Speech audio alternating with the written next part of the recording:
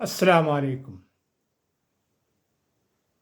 മുസ്ലിം സമുദായം അവരുടേതായ എന്തെങ്കിലും പ്രശ്നങ്ങൾ വരുമ്പോഴേക്ക്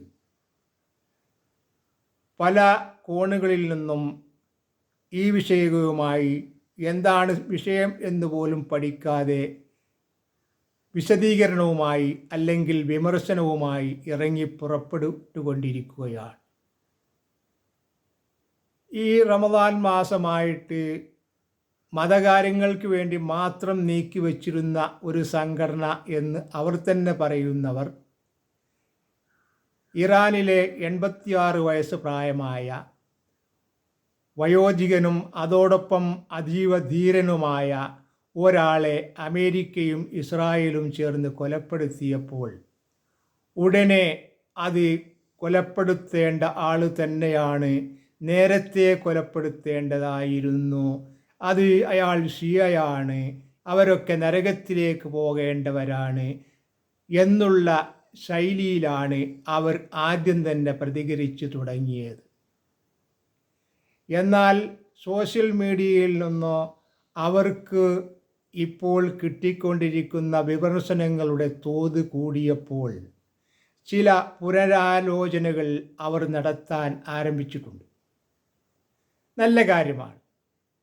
2 ദിവസം മുമ്പ് അവരുടെ ഒരു നേതാവ് ഒന്ന് മയപ്പെടുത്തി ഒരു വീഡിയോ ചെയ്തിരുന്നു. ഇപ്പോൾ അവരുടെ യുവവിഭാഗത്തിൻ്റെ ഏറ്റവും ബുദ്ധിജീവി എന്ന് പറയുന്ന ആൾ ഇന്ന് മറ്റൊരു വിശദീകരണം നടത്തിയിട്ടുണ്ട്. ഇപ്പോൾ അദ്ദേഹം പറയുന്നത് ഇറാനിൽ കുറേ നിരപരാധികളെ വധിക്കപ്പെട്ടിട്ടുണ്ട്, അമേരിക്ക നേരത്തെയും ഇറാഖിൽ ഇങ്ങനെ ചെയ്തിട്ടുണ്ട്, പല സ്ഥലങ്ങളിലും അമേരിക്ക ഇങ്ങനെ ചെയ്തിട്ടുണ്ട്, ഇതൊക്കെ വലിയ അതിക്രമമാണ്, അനീതിയാണ് എന്നൊക്കെയാണ്. ഈ പുനരാലോചന അവർക്കുണ്ടാകുവാനുള്ള കാരണം സോഷ്യൽ മീഡിയയിൽ അവർക്കെതിരിൽ നടന്നുകൊണ്ടിരിക്കുന്ന പരിധിവിട്ട വിമർശനം തന്നെയാണ്. മുസ്ലിം സംഘടനകൾ ഓരോന്നും ഉണ്ടാകുമ്പോൾ ഞങ്ങളാണ് ഏറ്റവും നല്ല സംഘടന എന്ന് വരുത്തിത്തീർക്കുവാൻ വേണ്ടി അവർ വളരെയധികം പ്രയാസപ്പെടുന്നത് നമുക്ക് മനസ്സിലാക്കാവുന്നതാണ്. ഒരു സംഘടനയിൽ നിന്ന് മറ്റൊരു സംഘടന പിളരുമ്പോൾ നേരത്തെയുള്ള സംഘടനയെ മൊത്തത്തിൽ മോശക്കാരാക്കലാണല്ലോ, അതിനാണല്ലോ ഈ സംഘടന പിളരുന്നത് തന്നെ. KNMലെ തന്നെ KM മൗലവി മുതൽ ഇങ്ങോട്ടുള്ള എല്ലാ പണ്ഡിതന്മാരെയും അവരെല്ലാം ജാഹിലീങ്ങളായിരുന്നു എന്നുവരെ പുതുതായി വന്ന ഒരു സംഘടനയിലെ മൗലവി പ്രസംഗിക്കുന്നത് നമ്മൾ കേൾക്കുകയുണ്ടായി. അത്രമാത്രം അഹന്ത കാണിക്കുന്നവരാണ് ഈ പുതുതായി വരുന്ന ആളുകൾ. അവർ തലങ്ങും വിലങ്ങും ഖമൈനിയെ കാഫിറാക്കുകയായിരുന്നു.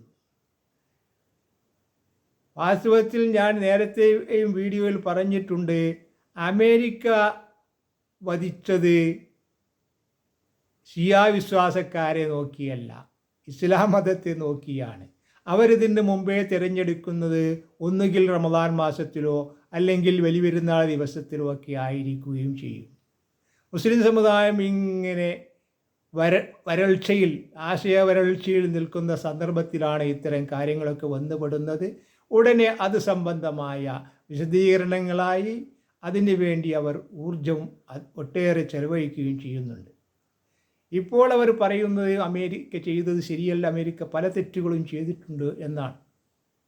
ഒക്കെ എല്ലാം പറയുമ്പോഴും ഖുമൈനിയെ നരകത്തിൽ നിന്ന് കരകയറ്റാൻ അവർ താല്പര്യപ്പെടുന്നില്ല. അള്ളാഹു ആർക്കൊക്കെയാണ് സ്വർഗം വിധിച്ചത് നരകം വിധിച്ചത് എന്ന് തീരുമാനിക്കുവാൻ നമുക്കാർക്കും സാധിക്കുകയില്ല. നേരത്തെ ഒരു വീഡിയോയിൽ ആരോ കണ്ടതുപോലെ ഒരു യഹൂദി ആയ ഒരാളുടെ ജനാസ കൊണ്ടുപോകുമ്പോൾ പ്രവാചകൻ എഴുന്നേറ്റ് നിന്നു. അപ്പോൾ അവിടെയും ഈ തിരക്കാരുണ്ടായിരുന്നു. അതൊരു യഹൂദൻ്റെ ജനാസയല്ലേ, എന്തിനാണ് എഴുന്നേറ്റ് നിൽക്കുന്നത് എന്ന് ചോദിച്ചപ്പോൾ പ്രവാചകനോട് ചോദിച്ചിരുന്നു. അയാൾ ഒരു മനുഷ്യനല്ലേ എന്നാണ് പ്രവാചകൻ അവരോട് തിരിച്ചു ചോദിച്ചത്. അങ്ങനെ ഖമൈനിയെ സംബന്ധിച്ചിടത്തോളം ഒരു മനുഷ്യൻ്റെ പരിഗണനയെങ്കിലും നൽകുവാൻ ഈ സംഘടന തയ്യാറായില്ല.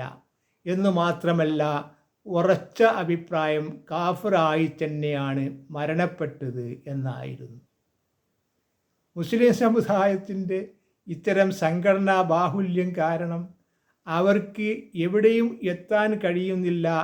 ഇനി എന്താണ് സംഘപരിവാരം ഇക്കാര്യത്തിൽ വലിയ ആഘോഷം നടത്തിക്കൊണ്ടിരിക്കുകയാണ്. 12 ഡേ വാർ കഴിഞ്ഞ അന്ന് മുതൽ തന്നെ സംഘപരിവാരങ്ങൾ ഖമേനിയെ കൊല്ലാൻ ആരംഭിച്ചിട്ടുണ്ട്, മരിച്ചിട്ടുണ്ട് എന്ന് അവരുടെ ചാനലുകളിൽ അവർ നിരന്തരം പറഞ്ഞിരുന്നു. അവസാനം മരണപ്പെടുക തന്നെ ചെയ്തു. അവർ അക്കാര്യത്തിൽ വലിയ ആഘോഷത്തിലുമാണ്. ഈ ആഘോഷത്തിലാണ് ഈ സംഘടനയുടെ യുവ നേതാക്കന്മാരെല്ലാം ചെന്ന് ചേർന്നിരിക്കുന്നത് എന്നത് എത്രമാത്രം ഖേദകരമാണ്. എത്ര വിരോധമുള്ള ഒരാളാണെങ്കിലും മരണപ്പെട്ട് കഴിഞ്ഞാൽ അയാളുടെ കുറ്റവും കുറവും ആ സന്ദർഭത്തിൽ തന്നെ വിളിച്ചു പറയുക എന്നത് എത്രമാത്രം സംസ്കാര ശൂന്യതയാണ് എന്ന് ഈ സംഘടനയിലുള്ളവർ മനസ്സിലാക്കുന്നില്ല. എന്നാൽ ചിലർക്ക് അത് മനസ്സിലായി തുടങ്ങിയിട്ടുണ്ട്. അവർക്ക് സ്വയം തുടങ്ങിയതല്ല, ചാനലുകളിലും സോഷ്യൽ മീഡിയയിലും നിരന്തരമായ വിമർശനം വന്നപ്പോൾ ഇപ്പോഴൊന്ന് അല്പം പിറകോട്ട് നിൽക്കുന്നതാണ് നല്ലത് എന്നവർ കരുതിയതാണ് എന്നാണ് എനിക്ക് തോന്നുന്നത്.